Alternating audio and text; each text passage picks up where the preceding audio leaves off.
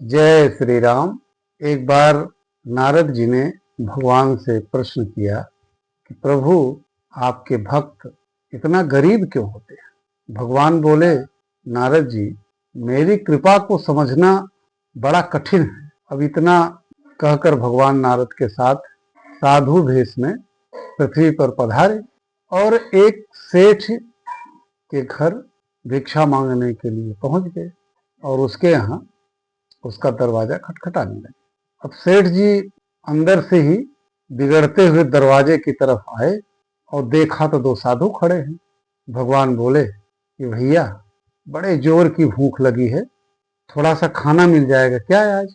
अब सेठ जी आग बबूला हो गए, बिगड़ गए और बोले, तुम दोनों को शर्म नहीं आती? तुम्हारे बाप का माल है, कर्म करके खाने में शर्म आती है? चलो यहाँ से, जाओ यहाँ से, किसी होटल में खाना मांगना।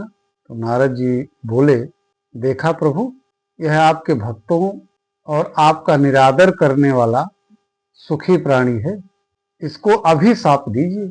नारद जी की बात सुनते ही भगवान ने उस सेठ को अधिक धन संपत्ति बढ़ाने वाला वरदान दे दिया। इसके बाद नारद जी को लेकर एक बूढ़ी माँ के घर गए, जिसकी एक छोटी सी झोपड़ी थी, जिसमें एक गाय के अलावा उसके पास कुछ नहीं, बहुत गरीब बूढ़ी थी।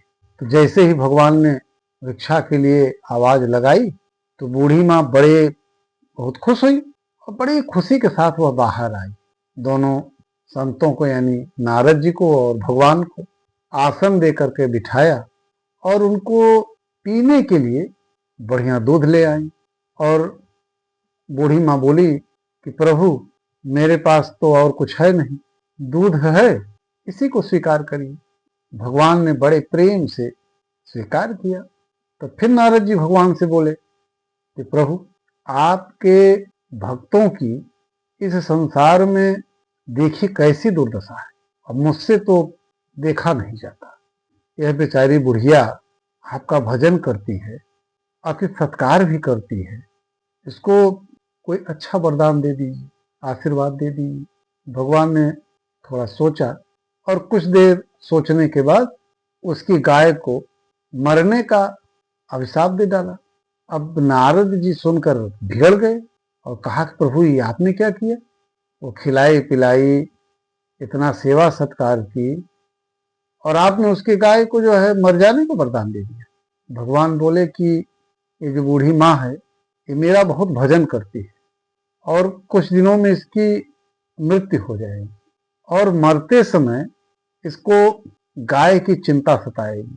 क्या सताएगी कि मेरे मरने के बाद इस गाय को कौन देख रेख करेगा, कैसे उनको चारा पानी मिलेगा, कहीं ऐसा न हो कि मेरे मरने के बाद ये कोई ले जाए, किसी कसाई के हाथ बेच दे, कसाई इसको काट न दे। तो इसलिए वो चिंता करेगी गाय के लिए।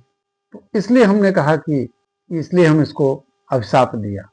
तो कहा ऐसे कैसे कहें, जब वो चिंता करेगी और जब बुढ़िया मरने लगेगी तो उसके मन में गाय की ही चिंता रहेगी, वही चिंता करते वो मरेगी, इसलिए वह गाय की योनि में चली जाएगी।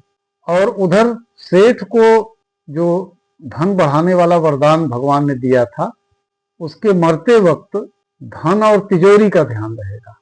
भगवान ने ऐसा कहा। तो जानते हो क्या होगा, किस योनि में जाएगा? वह तिजोरी के नीचे सांप बनेगा।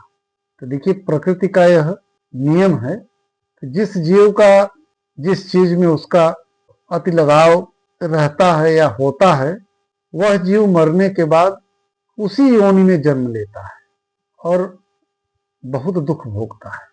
इसलिए मैं बार लोगों से ये कहता हूं कि हम सबको अपना चिंतन अधिक से अधिक भगवान में लगाना चाहिए, जिससे हमारा यह जो जन्म गड़बड़ है, आगे का जन्म सफल हो। जय श्री राम।